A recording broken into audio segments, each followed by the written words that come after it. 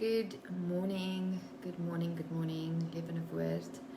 It is 7:10 on a kind of cloudy, overcast Friday morning, the 16th of June. And yes, for me, even though it's cloudy, it feels a bit warmer than yesterday. 7:10 exactly. I'm just waiting for people to come online. Good morning, Annette. Where are you from?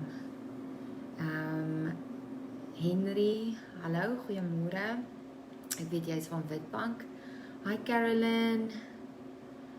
Sy sê môre vir almal. Carolyn, are you guys doing better? Are you healthy? Sonja, goeiemôre. So dis my voorreg om vanoggend saam met julle te wees. Ek weet nie, ons het dit seker al genoem, maar Pastoor Andries en Pastoor Nadine het die week, kom ons noem het 'n sabbatical gevat. Ek weet daar's 'n klomp goed wat agter die skerms gebeur, daar's 'n klomp vergaderings wat plaasvind, daar is exciting goed wat besig is om te gebeur in die liggaam van Christus, en ek glo hulle is in die frontline, hulle is besig om iets amazing vir ons te deel. Ek gaan aan die einde van die podcast, hierdie live, sal ek dit sê, en dan môreoggend sal ek en Guy die devotional doen, ons sal dit live doen, praat van Guy, daar is hy ook nou online, dat ons net bietjie vir julle meer kan verduidelik van wat besig is om agter die skerms te gebeur. So ons is baie opgewonde daaroor. Hi, hoe gaan dit vanmôre? Dit gaan goed, Antoinette. Sy is ook vir almal hallo. Hallo Santi, bly as julle ingeskakel is. So vandag is dag 12 van ons Unity is our strategy. Die van julle wat weet, wat op ons Facebook pages, wat op ons WhatsApp groepe is, sal weet dat by Lewende Woord Witbank is ons besig met die dryf en Lewende Woord, kom ons sê maar Middelburg. Unity is our strategy. So terwyl ons wag vir almal om op te kom, gaan ek dit sommer gou lees. Dis 1 Korintiërs 1:10. Ek gaan dit in die Passion Translation lees. Wat sê, I urge you, my brothers and sisters, for the sake of the name of our Lord Jesus Christ, to agree to live in unity with one another, and to put to rest any division that attempts to tear you apart. Be restored as one united body, living in perfect harmony. Ek het net daarvan gehou, want ek dink by myself, hoe kan 'n liggaam divided wees? Hoe kan ek sê, maar ek hou nie van hierdie hand nie, of ek wil nie hierdie voet hê nie? Wanneer gaan ons as die kerk unite? En ek glo meer as ooit, is die kerk besig om by mekaar te kom, om te unite. Morena, hallo Michelle, Durbanville, dis amazing, Durbanville in die Kaap, ja, lekker, môre, okay, so, ek wil sommer begin, die van julle wat ingeskakel was gister, wat gekyk het na die live, so, ek is besig om te praat oor die oë. God het regtig iets by my kom wakker maak, rondom om te sien. En dis so interessant ek nou sê wakker maak, want when we ask people to wake up, wat is die eerste ding wat jy sal oopmaak? Is jou oë. So ek glo dat daar is regtig in die gees, is daar 'n stirring, nie net vir unity nie, maar ook vir die liggaam van Christus om te begin sien. So 'n rukkie terug het die Here vir my gesê, study the miracles. En dit was my so interessant, want die heel eerste ene wat hy my aandag opgesit het, was oor, dankie Antoinette, dankie, was oor die genesing van die blinde man. So ek wil net vinnig sê, a miracle. What is a miracle? So a miracle is when you trade a physical law and a supernatural law is manifested. That is when there's a miracle. So kom ons vra die Here vanoggend. Ek dink kom ons begin sommer net gou met 'n gebed. That He does not only a miracle in our eyes, but also in our hearts. So Here, vanoggend is ons by mekaar en ons bid net dat U Gees regtig in ons harte sal val. Vader, doen 'n wonderwerk in ons harte. Doen 'n wonderwerk in die liggaam van Christus. Doen 'n wonderwerk in ons kerke. Here, maar kom doen 'n wonderwerk in ons oë. Mag ons sien dit wat U wil hê ons moet sien. Amen. Okay, so kom ons begin. Ek wil dit sommer gou lees. Dit is die bekende stuk. I'm going to read it in the English translation. So this is John 9, verse 1. So now as Jesus passed by, he saw a man who was blind from his birth. Dan gaan ek sommer skip na vers 6 toe. And when he had spoken these things, he spat on the ground and made clay of the spittle, and he anointed the eyes of the blind man with the clay. Then he said to him, "Go wash in the pool of Siloam," which is translated to the word sent. So he went his way and washed, and he came back seeing.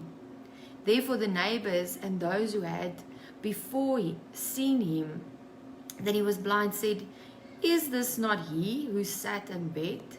Some said, "This is he," and others said, "He is like him." But he said, "I am he."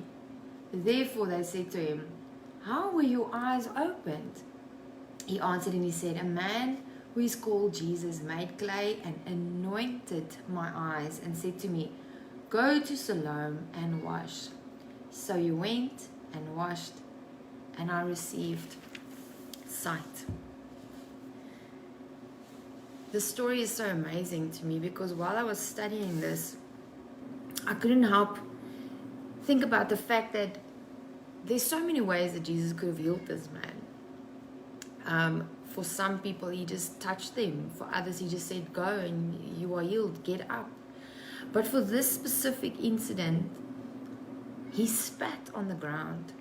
So now, maybe for us, it's not such an eye-opener, pardon the pun. But for the custom of those days, and they knew exactly what Jesus was doing. So when you spat on anything, it meant to say that it is cursed. The person who spat believed that this is cursed, and they would spit on people even, declaring them cursed. But here Jesus does something so amazing, and if we have to think about it, and Pastor Andres usually does this, he talks about the rule of first mention. So the very first time we read of dust is in the book of Genesis. So it's so amazing to me to think that when God made man, he took something so insignificant. I mean, he could have taken a leaf, something that's living, that has substance, that is creating oxygen, but no. God could have created us from monkeys if he chose to, but he didn't. He actually took something so insignificant, something with no purpose, something that was dead. It doesn't even live and breathe. And God decided to take the most humblest thing on this earth and create man out of that. But I believe that dirt speaks of carnality. And I believe that at that moment, Jesus basically cursed that which is carnal, the flesh, out of our own strength. But what is more amazing to me is that the word says that God is not a man that he can lie.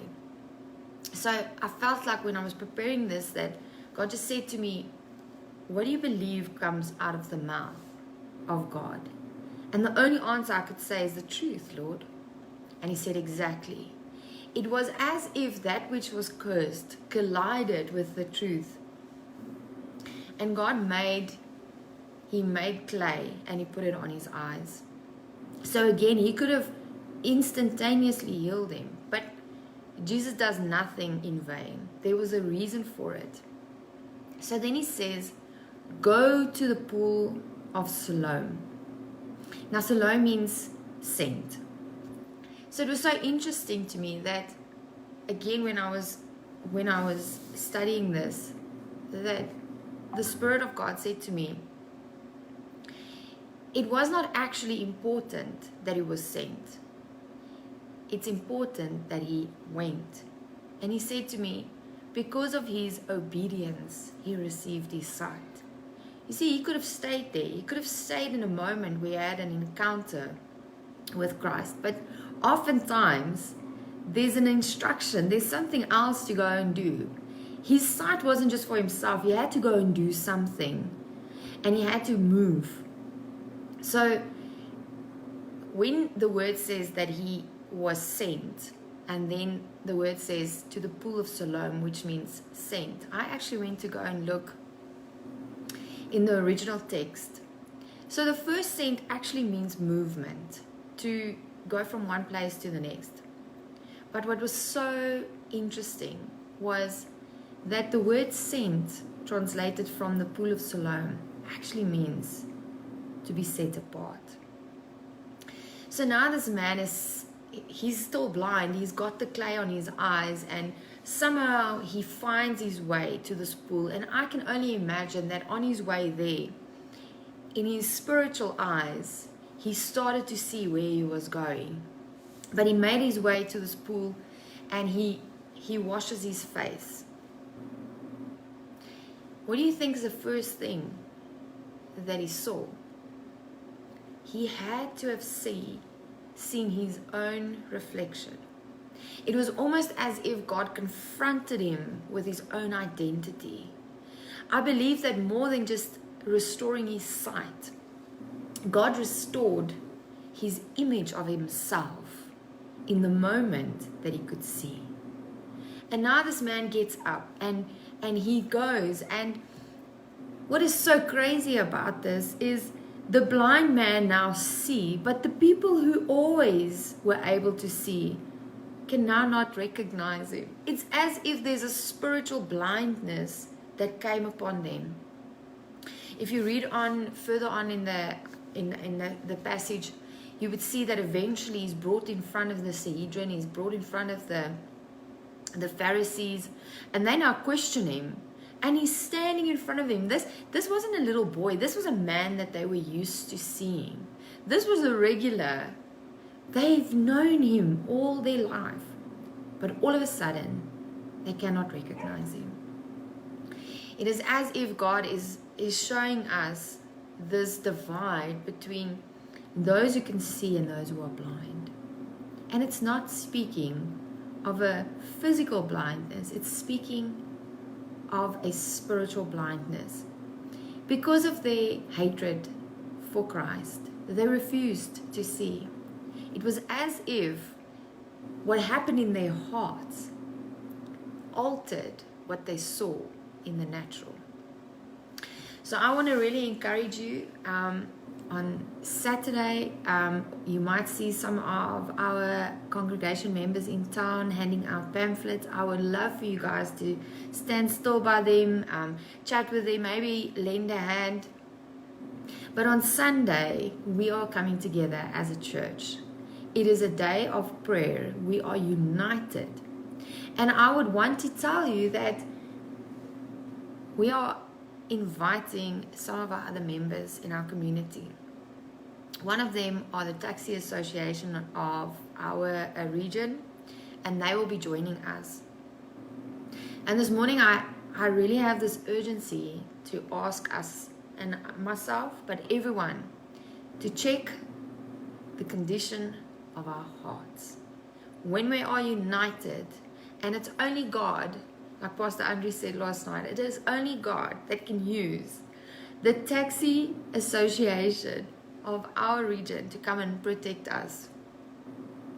These people are joining hands with us, and we are joining with them. So before you are too blind to see what God is busy doing around us, make sure that you check your heart. So today I just want to bless each and every one of you. May you have an awesome day. May you have a blessed day. May you stay warm. May you be safe. But more importantly, may you have sight. Have vision in this season. Love you guys. Bye.